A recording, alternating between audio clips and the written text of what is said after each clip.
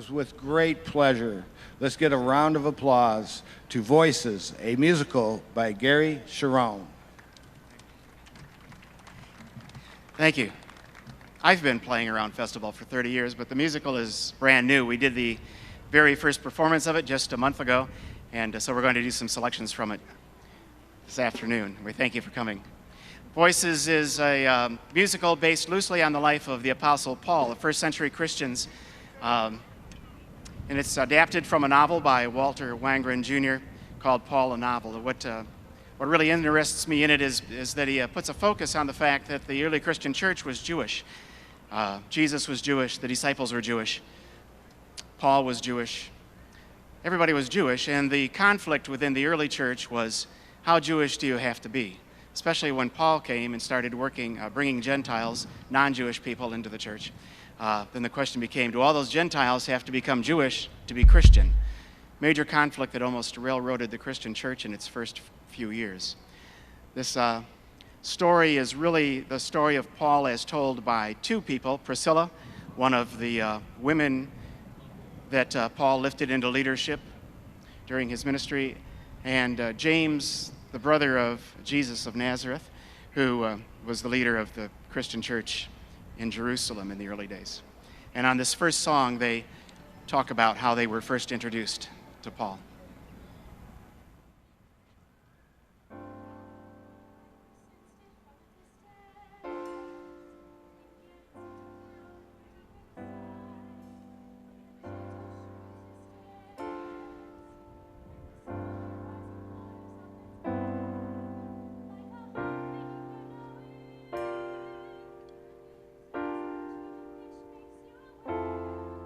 Like a breeze so gently blowing, you don't notice it, but suddenly it's there.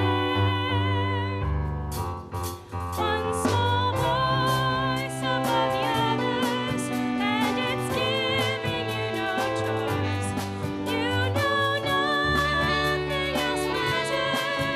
You forget what occupied you, all you know is deep inside you. There's a void you've been denied too long, and now you need to find that voice.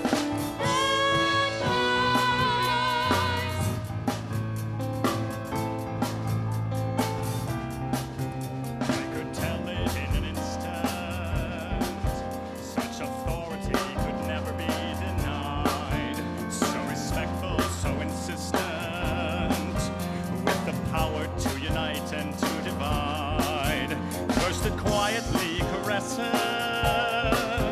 as it lulls you to retire, to relax. And then it suddenly distresses, with a sharpness that could split you like an axe. One small voice above the others, and it's giving you no choice. You will never find another. You'll respect it, then reject it, idolize it, then despise it. Though you cannot verbalize it, in your soul you'll need to hear that voice. One small voice above the others, and it's giving you no choice. You will never find another. It may take you, it may shake you, it may suddenly awake you, it might even make or break you, but you'll know you have found that voice, that voice, that voice.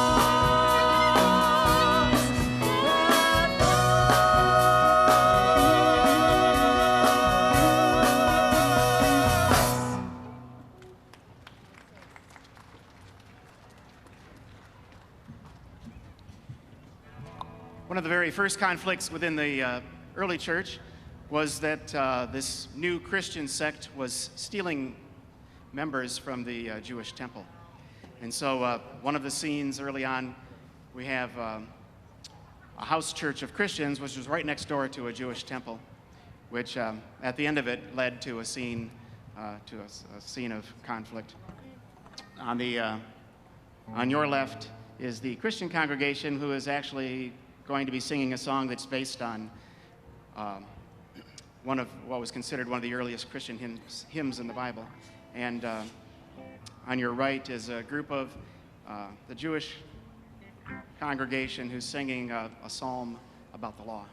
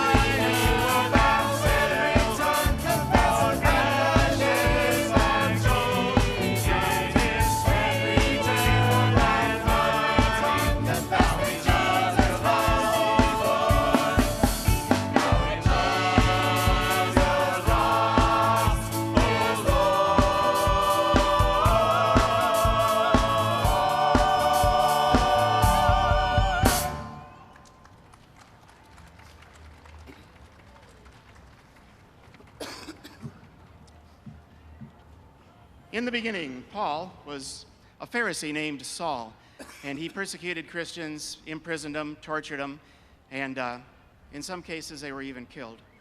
But he had a epiphany on a road to a city named called Damascus, and claimed to have seen Jesus Christ risen and alive and giving him a mission.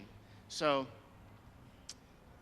Saul began calling himself Paul, the Gentile, or the Greek version of Saul, and went to the disciples to explain to him, very suspicious disciples, to explain to them what's happening to him. How could I have been so blind? I thought seeing was believing, but in darkness one can find that the eyes are so deceiving. All the answers are just hiding deep inside, but the eyes can only see what one wants the world to be. How could I have been so blind? I once thought that I was wise, full of wisdom worth repeating, but the wise are often fools. is so fleeting. Maybe fools are prized above all humankind, but the wisdom from above comes enfolded in God's love. How could I have been so blind? Hearing, I've never really listened. Speaking, I'd nothing much to say. Knowing, with little time for thinking, I've stood in my own way. Now the fog has burned away, and a light has filled my being.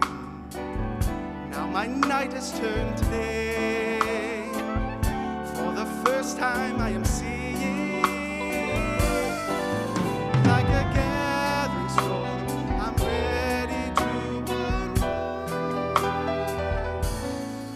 There's a truth inside of me, I've been called to set it free. How could I have been so blind?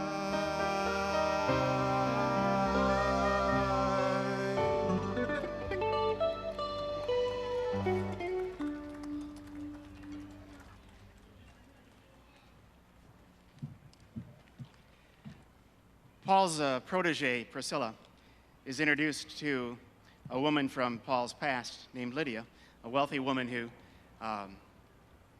is a leader in her own right. But Paul puts them together to learn from each other, and they reminisce about how they first met him.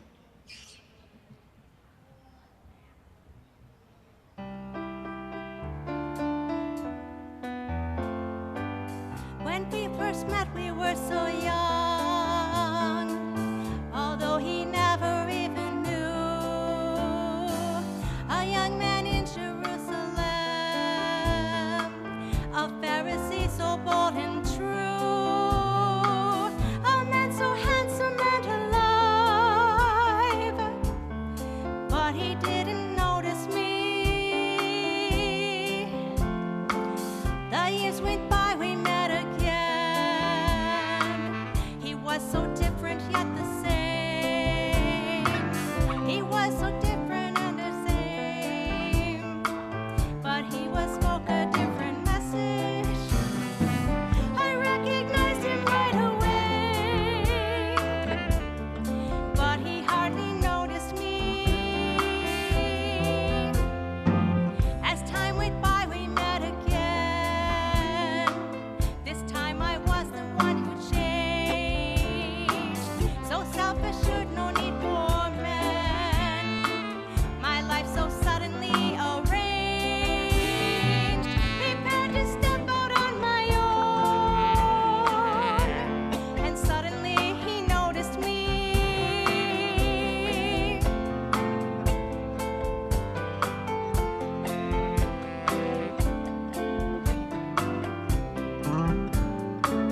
Once when I was in deep despair, my soul was captured by a voice, a sound that caught me unaware, a spell that drew me without choice. I followed like a moth to flame. Suddenly I noticed him. He seemed to know my every need. He seemed to know my every need. He had a word for every tear. He had a word for every dream. He felt so distant yet so near. But did he really notice me? Did he ever notice me?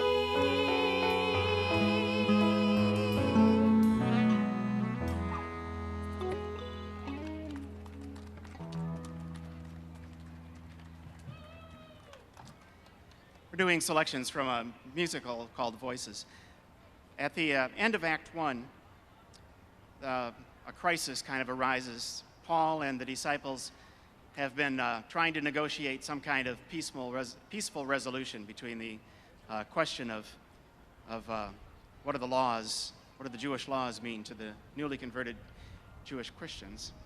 And so Paul, there's finally a major break, and each of the lead players in the musical kind of state their position.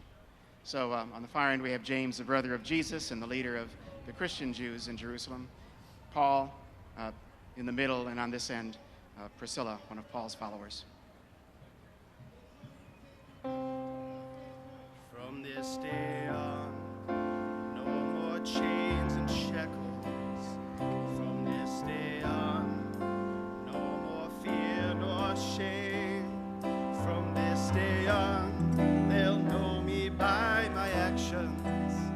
From this day on, they'll know me by my name. If my heritage defines me, I forsake the name of Saul. I will answer only to the name of Paul. From this day on, no more sacrificing. From this day on, no more slavery. For by the law I've died and I no longer live. For it is Christ who lives in me. If my heritage defines me, I'll gladly risk it all.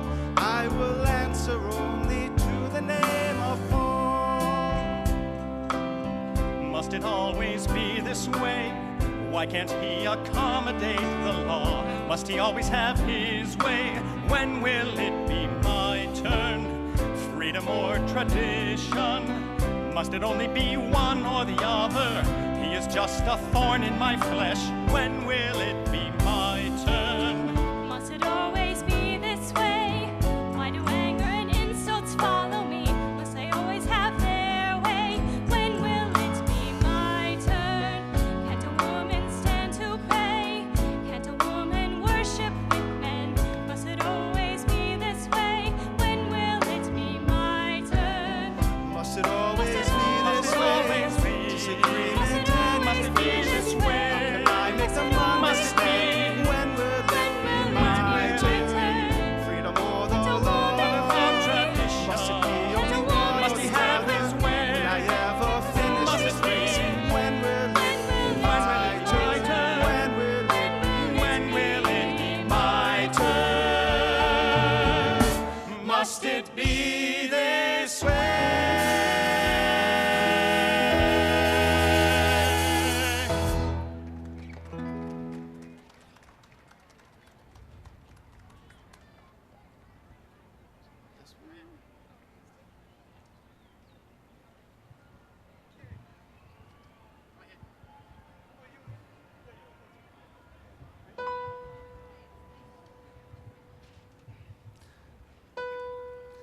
Listen, we've all been separated from God by a curtain, a veil, Sudarians of our own making, by sin and by death. But Jesus tore that curtain in half. He removed the veil that covers our face, and nothing will ever come between us again. Nothing can separate us from our God. Nothing can separate us from our God. You sing it. Nothing can separate us from our God. Nothing can separate us from our God. Neither dark nor light can steal us from our God, the Lord of love. Neither death nor light can seal us from his brightness up above. Nothing can separate us from our God. Nothing can separate us from our God. All the things that may distress us cannot hide us from his face. All the things that may impress us cannot match his loving grace. Nothing can separate us from our God.